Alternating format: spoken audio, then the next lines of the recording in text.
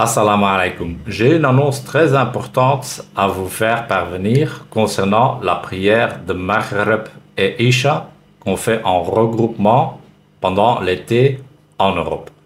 Je vais vous faire passer la vidéo du Cheikh Suleiman Ar-Ruhaili de Médine qui a reçu cette question de quelqu'un de Belgique. S'il vous plaît, c'est la prière, c'est primordial. Il faut écouter ce qu'il dit, tu vois, et il faut appliquer ce qu'il dit. Donc, je vais lancer la vidéo, on va la regarder ensemble, Inch'Allah.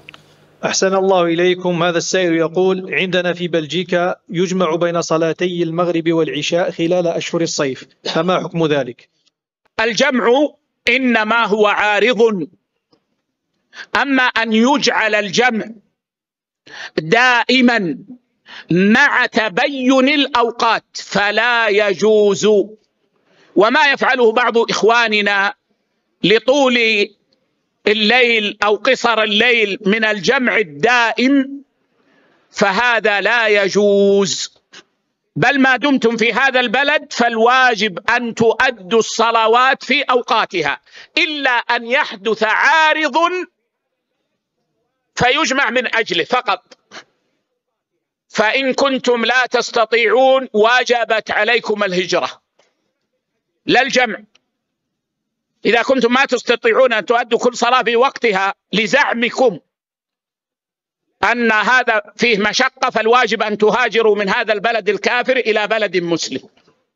أقول لإخواني المسلمين في أوروبا يجب أن تصلوا كل صلاة في وقتها ما دامت الأوقات متميزة، ولو كان الوقت طويلا أو قصيرا، إلا أن يحدث عارض يباح بسببه الجمع.